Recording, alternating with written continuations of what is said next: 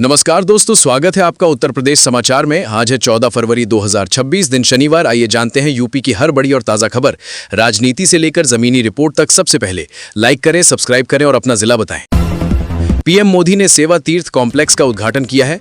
वो आज शाम 4 बजे सेवा तीर्थ और कर्तव्य भवन 1 और 2 का उद्घाटन करने के बाद एक सार्वजनिक कार्यक्रम को संबोधित करेंगे। कर्तव्य भवन 1 और 2 में केंद्र सरकार के मंत्रालयों के नए ऑफिस होंगे। स्टेट बैंक ऑफ इंडिया यानी एसबीआई ने सर्कल बेस्ड ऑफिसर के 2273 पदों पर आवेदन की तारीख बढ़ा दी है। आवेदन की आखिरी तारीख 18 फरवरी थी, जिसे 25 फरवरी 2026 तक के लिए एक्सटेंड किया गया है। उम्मीदवार ऑफिशियल वेबसाइट sbi.co.in पर जाकर आवेदन कर सकते हैं। अमेरिकी राष्ट्रपति डोनाल्ड ट्रंप ने ईरान को जल्द से जल्द परमाणु समझौता करने की चेतावनी दी है। ट्रंप ने कहा है कि समझौता नहीं हुआ तो इसका परिणाम बहुत दर्दनाक होगा। ये प्रक्रिया ज्यादा लंबी नहीं चलनी चाहिए। 1 महीने के अंदर इस पर फैसला हो जाना चाहिए। बेंगलुरु के होसकोटे के पास हाईवे पर आज सुबह एसयूवी ने पीछे से मोटरसाइकिल को टक्कर मारी। नियंत्रण खोने के बाद एसयूवी एक कैंटर और अन्य कार से टकराई। इस हादसे में 7 लोगों की मौके पर ही मौत हो गई। बाराबंकी के घुंगठेर थाना क्षेत्र में बजगहनी मार्ग पर तेज रफ्तार डीसीएम ने बाइक को टक्कर मार दी। इस हादसे में बाइक सवार 2 लोगों की मौत हो गई है और एक व्यक्ति की हालत गंभीर है। मरने वाले दोनों व्यक्ति सगे भाई थे। सूचना पर पहुंची पुलिस ने घायल को इलाज के लिए भेज दिया है। यूपी में 1 अप्रैल से नई शराब नीति लागू होगी। इस नीति के लागू होने के बाद प्रदेश में अंग्रेजी शराब 10 से 30 रुपए तक महंगी हो सकती है। नई नीति में कोटा 7.5% बढ़ा दिया गया है। कोटा बढ़ाने के साथ ही 7.5% लाइसेंस शुल्क भी बढ़ाया गया है। उत्तर प्रदेश को 3 नए एयरपोर्ट मिलने जा रहे हैं। ये एयरपोर्ट ललितपुर, झांसी और लखीमपुर खीरी में बनेंगे। इसके लिए इसी साल से सर्वे का काम शुरू हो जाएगा। नए एयरपोर्ट्स के निर्माण के साथ ही लखनऊ एयरपोर्ट का विस्तार भी किया जाएगा। साथ ही श्रावस्ती, मुरादाबाद और अलीगढ़ एयरपोर्ट का भी विस्तार किया जाएगा। यूपी विधानसभा के बजट सत्र का आज 5वां दिन है। टोका टोकी करने पर अध्यक्ष सतीश महाना बीजेपी एमएलए केतकी सिंह पर भड़क गए और गुस्से में हेडफोन निकालकर फेंक दिया। स्पीकर ने 10 मिनट के लिए सदन स्थगित किया और कुर्सी से उठकर चले गए। 10वीं पास उम्मीदवारों के लिए सरकारी नौकरी का शानदार मौका है। भारतीय डाक विभाग में ग्रामीण डाक सेवकों के 28,636 पदों पर बम्पर भर्ती की प्रक्रिया जारी है। आवेदन के लिए अब बस 2 दिन बचे हैं। लास्ट डेट 14 फरवरी है। ऐसे में उम्मीदवार तुरंत आवेदन करें।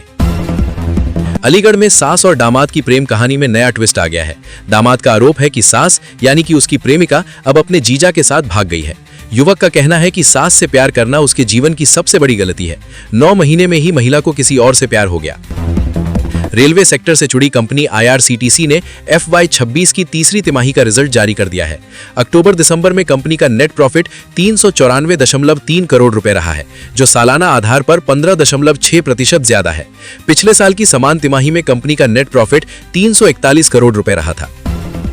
वाराणसी, अयोध्या, मेरठ और मिर्जापुर कोर्ट को बम से उड़ाने की धमकी दी गई है। ईमेल के जरिए धमकी मिलने के बाद कोर्ट परिसर में हड़कंप मच गया। आनन फानन में चारों कोर्ट और परिसर को खाली कराया गया। जज और वकील भी बाहर आ गए। राजधानी लखनऊ में एक तेज रफ्तार कार ने एक के बाद एक 6 लोगों को कुचल दिया। हादसे में 6 साल की बच्ची की मौत हो गई, जबकि अन्य लोग गंभीर रूप से घायल हो गए।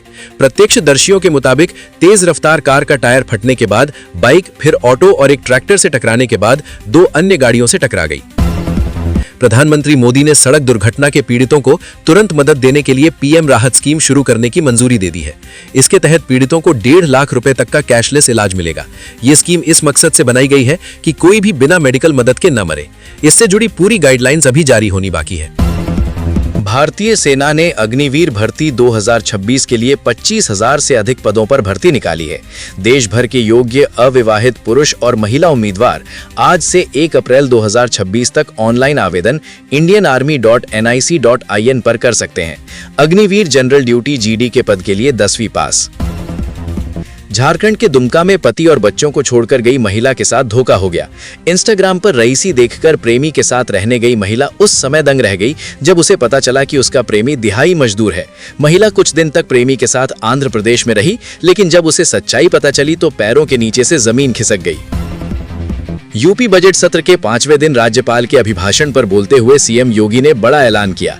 उन्होंने कहा, हम 1.06 करोड़ निराश्रित महिलाओं को पेंशन दे रहे हैं। अभी उन्हें 12,000 सालाना मिलता है, जल्द इसे बढ़ाने वाले हैं। परसों यानी 15 फरवरी को इसका ऐलान वित्त मंत्री सुरेश खन्ना कर देंगे। शंकराचार्य अविमुक्तेश्वरानंद मामले पर निशाना साधते हुए यूपी के सीएम योगी ने कहा कि हर व्यक्ति शंकराचार्य नहीं हो सकता। अगर वो शंकराचार्य थे तो वाराणसी में लाठीचार्ज क्यों किया गया था और एफआईआर क्यों हुई थी। नैतिकता की बात करने वालों को अपने आचरण पर ध्यान देना चाहिए। अखिलेश यादव ने कहा, जब एसआईआर हो रहा है, एसआईआर हो चुका है, रिवीजन हो चुका है, तो फॉर्म 7 की क्या जरूरत है। वोटर लिस्ट को रिवाइज कर दिया है तो वोट काटने के लिए फॉर्म 7 क्यों ले रहे हैं। चुनाव आयोग ईसी एक संवैधानिक संस्था है और ये उसकी जिम्मेदारी है। एप्स्टीन फाइल से जुड़ा मामला अब सुप्रीम कोर्ट पहुंच गया है। एक याचिका दायर कर कोर्ट से आग्रह किया गया है कि एप्स्टीन फाइल में जिन भारतीय नेताओं का नाम जुड़ रहा है उनकी जांच कीजिए। याचिका में यह भी दावा किया गया है कि इन फाइलों में कुछ भारतीय हस्तियों के नाम कथित रूप से शामिल हैं। विधानसभा में बजट सेशन के 5वें दिन मुख्यमंत्री योगी आदित्यनाथ राज्यपाल के अभिभाषण पर विपक्ष के आरोपों का जवाब दिया। मुख्यमंत्री योगी ने कहा, राज्य की छवि अचानक खराब नहीं हुई। समाजवादी पार्टी के खास व्यवहार की वजह से बेटियां घबरा गईं। पीएम राहत स्कीम, एक्सीडेंट के शिकार लोगों को 1.5 लाख रुपए तक का कैशलेस इलाज। लखपति दीदी स्कीम, इसका टारगेट 2 गुना करके 6 करोड़ किया गया। एग्रीकल्चर इंफ्रास्ट्रक्चर फंड, इसका टारगेट 1 लाख करोड़ रुपए से बढ़ाकर 2 लाख करोड़ रुपए किया गया।